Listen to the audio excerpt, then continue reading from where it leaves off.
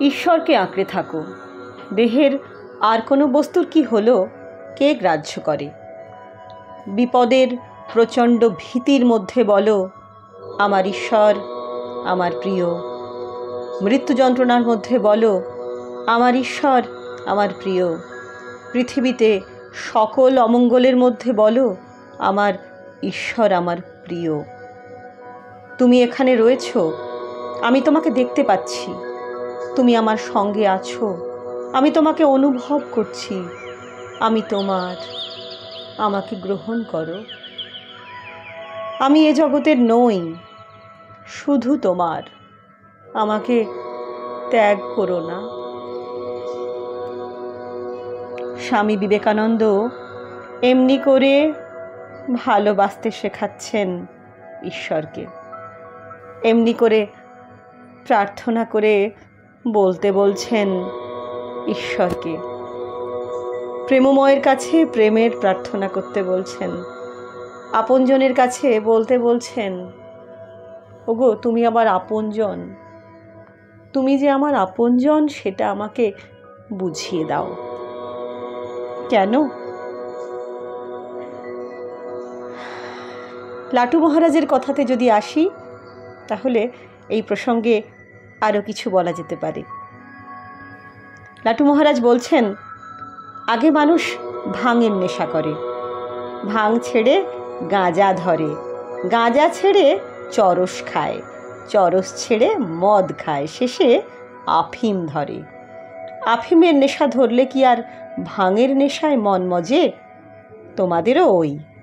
আগে সংসার তোমাদের নেশা ধরিয়েছে।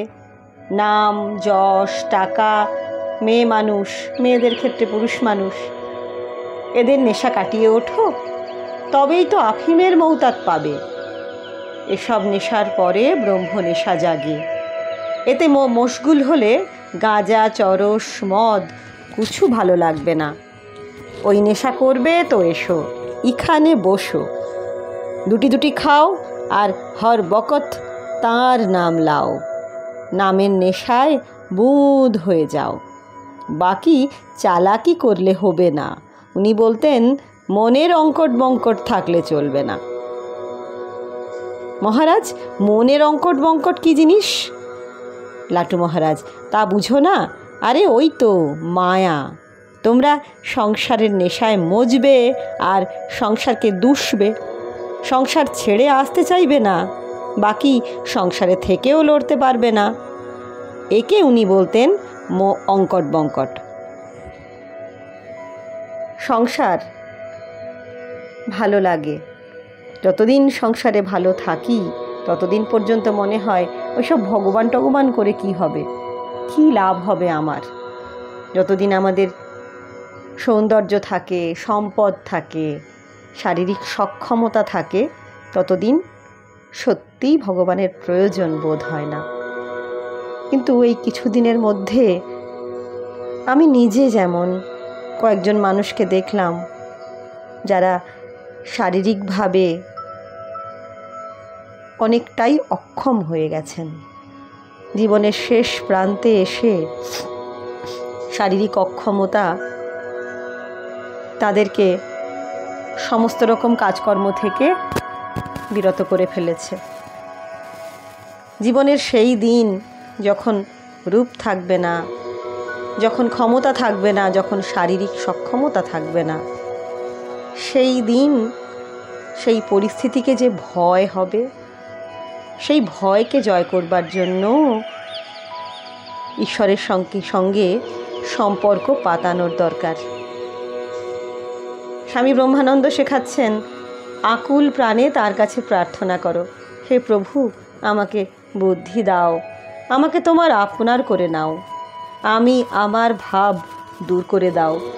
আমি আমার বলতে বলতে অনেক ধাক্কা খেয়েছি, তুমি তোমার বলতে শেখাও।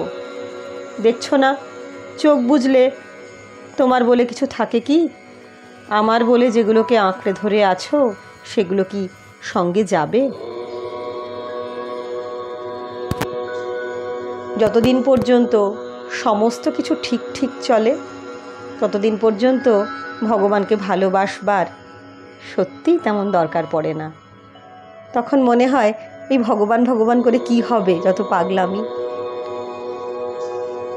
এত সুন্দর সংসার থাকতে কেন ভগবানের দিকে মন দেব? কিন্তু একটু গভীরভাবে ভাবলে বোঝা যায়, যা কিছু নিয়ে আমরা মেতে থাকি তার সব কিছুই পরিবর্তনশীল। যাকে ভালোবেসে আজ পূর্ণ হয়ে আছি, সে কাল আঘাত দিতেই পারে, সে পরিবর্তন হয়ে যেতেই পারে। যে সম্পদ আমাকে পূর্ণ করে রেখেছে তাও পরিবর্তনশীল। আমি যা যা নিয়ে ব্যস্ত আছি, আমার চেয়ার, আমার ক্ষমতা, আমার পোস্ট, সব কিছু সময়ের সঙ্গে সঙ্গে পরিবর্তনশীল। এমন কি যে দেহ নিয়ে, যে রূপ নিয়ে, যে সক্ষমতা নিয়ে আমাদের এত আনন্দ, এত গর্ব, বেশ কয়েক বছরের পরে তাও পরিবর্তনশীল। সেই পরিবর্তনশীলতাকে জয় করবার জন্য স্থায়ী এমন কিছুর দরকার, যা আমার, যা চিরকালের। সেই জন্য ঈশ্বরের সঙ্গে সম্বন্ধটুকু দরকার। আমাদের যাবতীয় ধর্মগ্রন্থ আমাদের সেই ঈশ্বরকে ভালোবাসতে শেখায়। বেদব্যাস যখন সমস্ত বেদগুলিকে ভাগ করার পর পুরাণ রচনা করলেন, ব্রহ্মসূত্র রচনা করলেন, মহাভারত রচনা করলেন, তারপরেও তার খুব মন খারাপ ছিল। কি যেন করা হয়নি, কি যেন বলা হয়নি। সেই সময় নারদ এলেন। মন খারাপের কারণ জানতে চাইলে ব্যাসদেব বললেন, উত্তরে নারদ এই কথাই বললেন যে আপনি এখনও এমন কিছু রচনা করেননি যাতে প্রভুর লীলা কীর্তন হবে। লীলা কীর্তন এবং তার প্রেমময় রূপের বর্ণনা। আমরা ভাগবতে দেখতে পাই ঈশ্বরের ভালোবাসার রূপটিই বর্ণনা করা হয়েছে। ভক্তিকে সেখানে একজন মেয়ে হিসেবে, একজন রমণী হিসেবে বর্ণনা করা হয়েছে। যেখানে ভক্তি সেখানে ঈশ্বরের আগমন। এই ভক্তি আসলে ঈশ্বরে ভালোবাসা। সেই যেদিন এই শরীর অথর্ব হয়ে যাবে বা আজ আমার যা যা আছে সেগুলো থাকবে না, সেই ঈশ্বরের সঙ্গে যদি সম্পর্ক থাকে, সম্বন্ধ পাতানো থাকে, তাহলে সেদিন মনে হবে একজন তো আমার আছে যে আমাকে হাত ধরে এই সমস্ত কিছুর পারে নিয়ে যেতে পারবে, পারে নিয়ে যাবে। আমার একজন আপনজন আছে।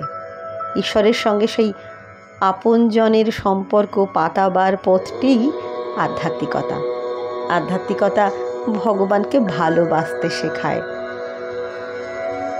আবার আরেক দিক থেকে দেখলে ভগবানকে ভালোবাসলে এ কষ্ট আর কষ্ট বলে মনে হবে না।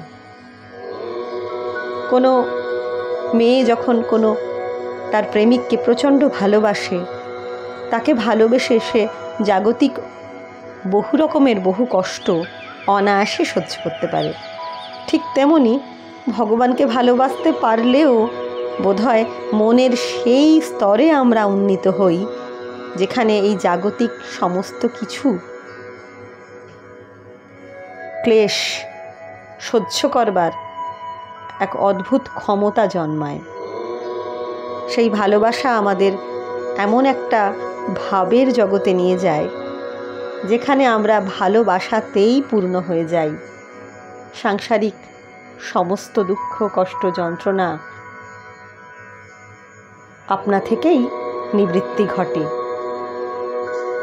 প্রিয়তমের সঙ্গে পরিচয় হয়, ভালোবাসার মানুষের সঙ্গে পরিচয় হয়।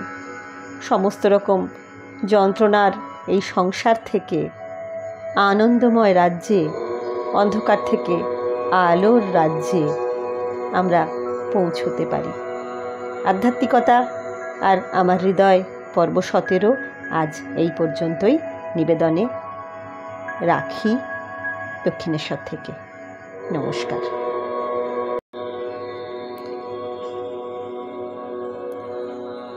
ঈশ্বরকে আঁকড়ে থাকো। দেহের আর কোনো বস্তুর কি হলো